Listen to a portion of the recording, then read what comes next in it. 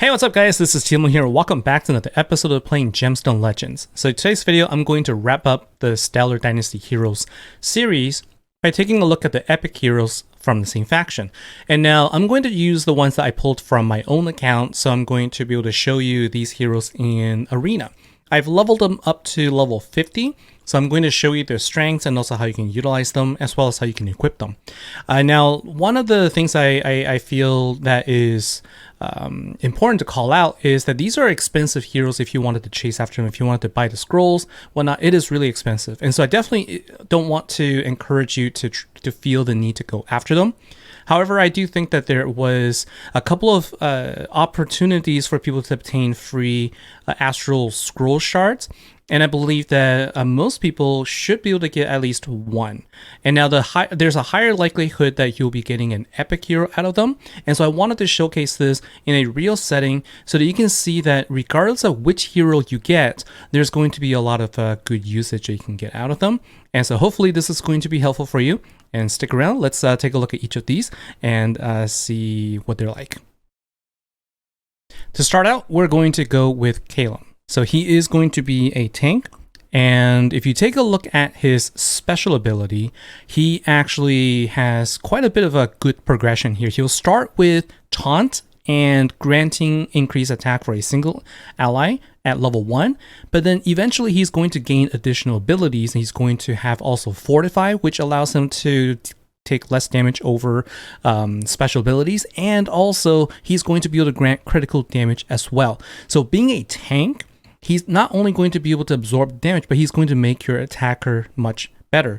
And so one of the things that you can do here is you can focus on heroes that give him more mana. And so here I have Bruiser as well as Sigil to do just that. And his passive ability also is a really good one for a tank, because what happens is as you increase in his passive ability, he will have increased resistance and his damage is going to be reduced. And as on top of that, when he uses his active skill, because he's guaranteed to provide the positive stats, he can gain up to 4x4 or 16% health, or if you level him up to level 7, he can heal for 8% or a total of 32% health each time he activates. So he has really good survivability, and I think that is something that is going to be really helpful if you are looking for a tank type. All right, so let's go ahead and taunt first. So we're going to go ahead and give our Masako we're going to give Masako increased attack, but then as I get more, once I get more skills in this level, I can also get increased critical damage, which is going to make him super strong, right? And you can make your attackers super strong, I should say. As far as tanks go, this is about as good as you would want, right? This is really good. Like, you want your tank to be able to absorb damage, and also you can get the bonus of giving your attackers who you're protecting additional bonus as well. And so I think that this is actually one that I had originally overlooked a little bit, actually, to be honest with you, because I didn't realize that as his skill goes up, you get more and more of the sort of increase in the ability of like the bonuses. So I think that's actually really good. And so you are also going to get a nice tank that will taunt and survive while giving your attacker increased damage. So I think that he's a really good tank. So if you have him, build him up and pair him with your favorite attacker. He's going to provide all the support while protecting your attacker as well. Next, we're going to go and take a look at Cetus, who is a Bruiser type.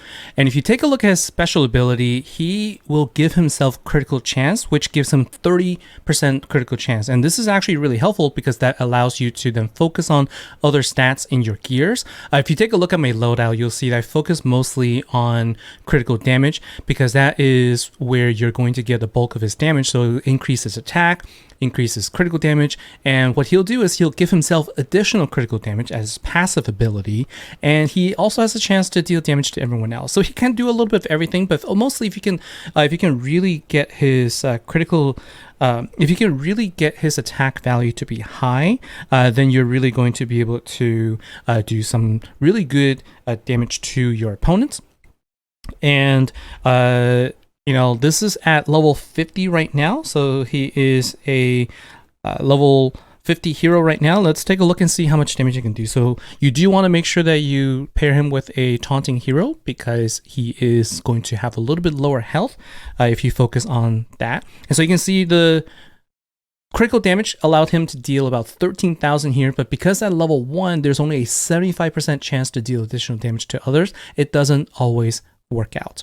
Okay, so that is the one thing to note here. This is really where I think for these type of heroes, the more that you can do, the more you level up their skills, the more pronounced their benefits going to be. So that is definitely one thing that that I've noticed compared to other heroes, and that is just the amount of changes, amount of benefits you see as you increase the skill level. It is definitely very the benefits are more pronounced. All right, so let's just go until we get one more attack in to see. And so you can see at his level, like when he starts, he's going to give himself increased critical damage. And so if we take a look at his stats now, his attack is bumped up to 4795, and at level 60 it's going to be even higher. But he's got 217%. He's got 217% critical damage already, and that is what makes his damage to be super high.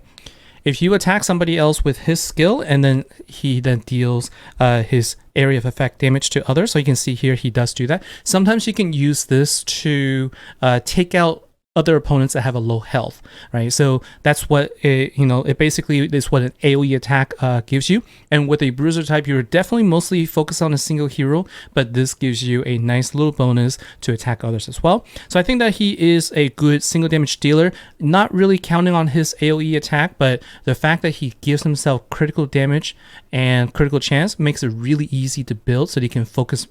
You can just keep pumping additional damage to him, and that fits my playstyle a lot. So I really like the way this hero's loadout capability is, and I think that he's a lot of fun to play with. The third hero I'm going to showcase here is Odium, and he is going to be your speedy attacker. If you take a look at his ability, he actually has a chance to attack 3 times. He also gains critical chance for himself at the beginning of his turn, or when you use his skill, and he will deal damage based on his own attack, based on his own speed, and he's going to deal a damage based on your opponent's speed. So if the faster your opponent is, in this case is going to be our opponent's alias here, he's going to deal more damage based on that.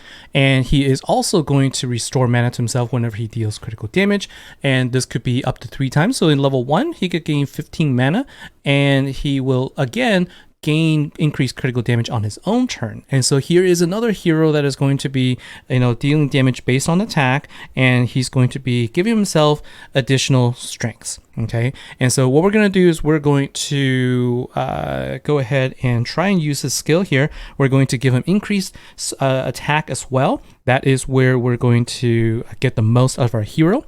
And what I want to do is I'm actually going to just do one more turn so that we can actually get his ability on his turn, so we can also get critical damage on his own turn. So you can see he has increased critical damage, he has increased attack, and you'll take a look at my loadout here so you can see what he's wearing. He's actually using a speed boots here, so I'm trying to give him a little bit more damage here. So again, if you take a look at his stats, 164 critical damage, 4,000 attack, and what we're going to do is we're just going to go ahead and deal an attack to an enemy. Okay, and this is going to be based on the speed, and let's go ahead and see what that gets us. All right, so you can see 2000, 2000, and then the 4000 as well. And so that is just, based on this attack and based on the speed also. And then he will also inflict silence. So if there's any hero that you don't particularly want to have any skills activated, well, you can then go ahead and inflict silence on them while dealing some damage, and you can just make it make it very difficult for your opponent to be able to do anything. And so this is Odium. And now you sort of see what he's like. All right, so the last hero I'm going to showcase is my personal favorite, Uma Umi. She is going to be your Warlock type, so she's going to be the one that's going to be doing debuffs upon debuffs. And if you take a look at her loadout, actually the best loadout for her is going to be the Hope set, because what you want to do is you want to land negative stats. And if you land a burn, or at her special ability, she lands bleed and burn on the enemy and also poison on others. Take a look at her passive ability. If she inflicts a burn on an enemy, then she automatically deals true damage based on 20% of the max HP. True damage is basically damage that does not get deducted based on the defense of your opponent. So all of that damage just goes to the opponent, and the higher health they have, the more damage they'll take. And when you inflict 4 negative stats total across the board, you also deal true damage to other enemies based on the target's HP. So if you target a high HP opponent, you're going to deal a ton of damage to the lower health opponents as well. And she plays very much like Vepris. I love Vepris playstyle, so I really like using her. And like I said, she is best suited to have a Hope set on her, and I hope I can capture this where she just goes off and uses this skill. And let's see if we can do this. So I'm going to go ahead and activate her skill and see if we can. So you see it actually hit Guinevere with burn and then immediately damaged her with true damage, and then everyone else got true damage as well from it. And you can see how much damage actually Zarkon already got. And so I couldn't show you the Hope set in action here. I hope I capture it. If I do, I'll definitely show. If I don't see it in this fight, I'll at least show in the B-roll. But if you can get that going, it is really devastating, where you just see her just going off on using the skills over and over again, and you are landing negative stats. And on top of that, not only are you landing negative stats, you are also landing true damage as well. Okay, and so that is where it just becomes extremely strong. Okay, and so let's see what we can do here, if we can actually try and take out Zarkon here. And so there you see the Hope set.